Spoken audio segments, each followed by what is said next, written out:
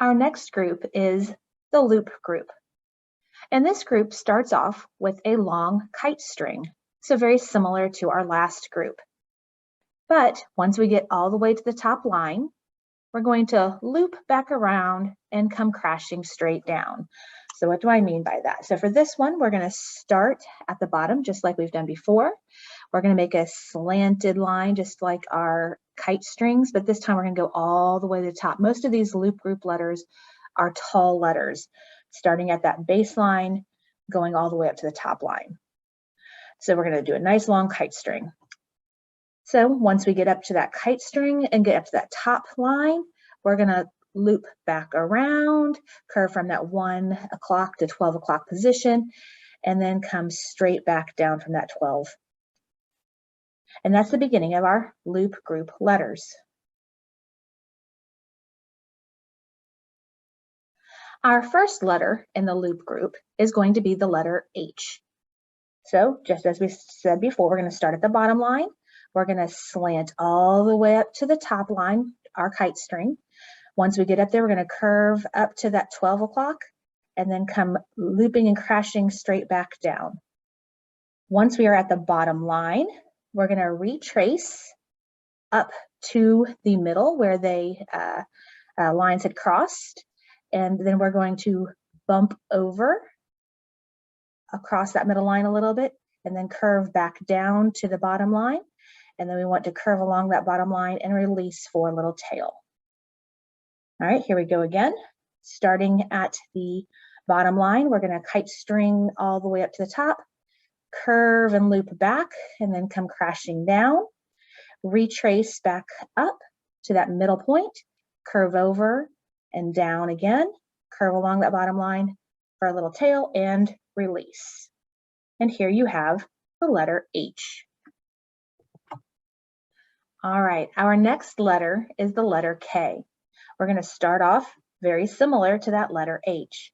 We're going to start at that bottom line, and we are going to slant up like a kite string up to that top line, and then we're going to loop back, curve back at that top line, and then come crashing down. We are going to retrace back up to that middle line, and then we are going to just do a little circular bump. We're going to go out, circle around, and come back and touch that first line. Once we finish with that circle, then we're going to trace back out that circle and then come out and down to the bottom. Then we curve up for our tail. And this is the letter K. Now, I want to show you before we continue any further, how does this look similar to the print K? Well, here is the print K. And you can see that the K is hiding in that cursive K, but we have to have the loops and the connectors in order to be able to have our pen staying on the paper the entire time. Again, here's the letter K, starting at that bottom line, slanting up, curving back, looping around and down, tracing back up, doing a little circle, tracing out underneath that circle, then down to the bottom line, and then up for your turn and release, your connecting tail. One more time, a little more quickly this time. And that is your cursive letter K. Our next letter is the letter B. So just as before, we're going to be starting at the baseline and slanting all the way up to the top line, curving and looping back, and then coming straight down. Now, when we get to the bottom line, we are going to curve over and then go back up to the middle line. Once we get to the middle line, we're going to do one of those bridge connectors. So we're going to trace back down a little bit and then loop over. Remember, your bridge connector needs to stay near that middle line. Most of our letters end near the bottom, but we do have a few letters that need to end near the middle, and we call those bridge connectors. Again, our letter B, we start at the bottom, and we slant all the way up to the top, kite string up, loop back around and come crashing down. Curve along the bottom and then go back up to the middle line. And then do your bridge connector, so you go down a little bit and then over. Notice that all of these loop group letters that are tall, the loops stay above that midline. One last time, starting at the bottom.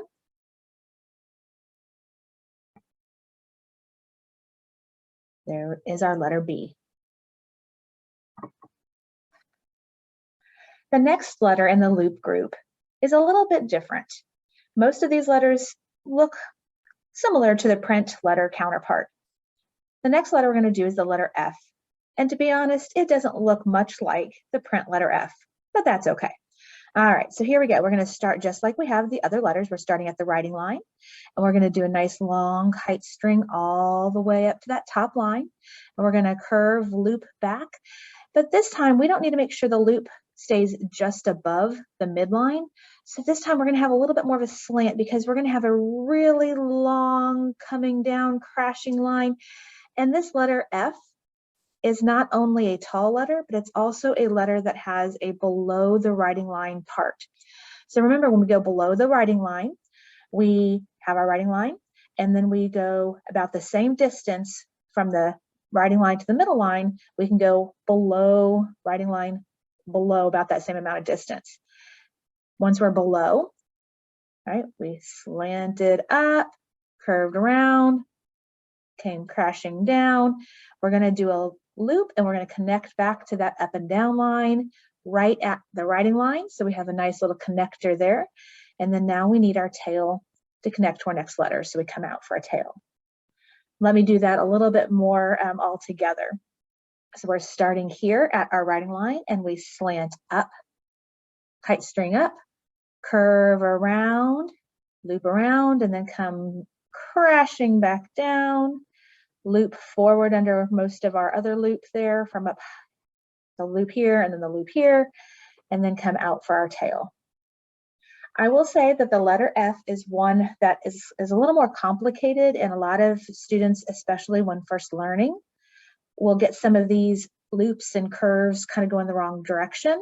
So it's a good time to slow down and really make sure that you're doing it the right way. So we come straight down, and this time we want to loop forward, come back and touch at the writing line, and then out for our tail.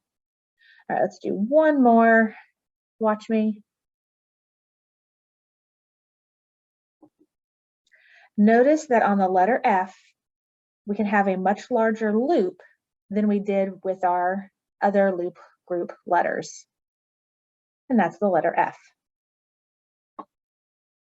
Our next two letters in the loop group are very similar, and honestly, probably some of the easiest letters for you to write.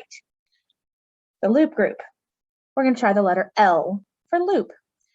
If you can do a loop, you can do an L. We're going to start at the writing line, and we're going to do that long kite string up to that top line. We're going to curve back, and then we're going to loop around and down, and there is your letter L. But of course, we need a tail, so curve a little bit along that bottom line, and then there's your tail. Notice that the basics for the loop group are really all we need to do to make the letter L. So again, starting at the bottom, slant all the way up, curve around at the top and loop around, down, curve at the bottom for your tail. Your loop part for the L can also be a little bit longer. It doesn't need to stay above that midline. So you can have a nice open loop. And there is your letter L. Now I mentioned that the next two letters were pretty easy. If you can do the letter L, then you can do this next letter, which is the letter E. The letter E is exactly the same, but it's not a tall letter. It's going to be a short letter. So we're going to start at that bottom line. We're going to slant up, but this time we're only going to the midline. We're going to loop around and back down to the bottom. And then, of course, we need a little tail. And there's our letter E. Hopefully you can see the letter E, the print E, kind of hiding inside of that cursive E. Again, starting at the baseline, at that writing line, slant up, kite string up, curve around, and then come back down, looping around, crashing down, and then have a little tail. And there is your letter E. Letter L and letter E, one is very tall, one is short. That is why it's really important to make sure you're paying attention to the size of your letters. Both the L and the E look exactly the same. Let's take a moment and try putting some of our letters together. We just practiced the letter B and the letter E in our loop group. Earlier, we have practiced the R and the I, and then the D and the G in the other groups that we've worked on, our clock climber group and our kite string group. So now let's put it together. So this is the letter B, but remember the B has a bridge connector. So the letter R, right, it starts off with that kite string. So normally it would start at the bottom and it would slant up, but because of where the letter before, the letter B, it ended up here, that means that's where the letter R needs to start.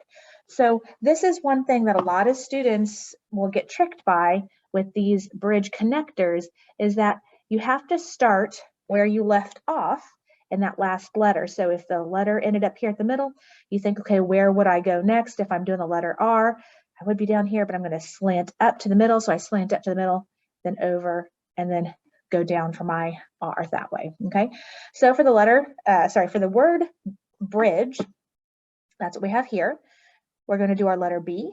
So starting at the bottom, kite string all the way up, loop around and then back down, and then up to the middle for our bridge connector. There's our B.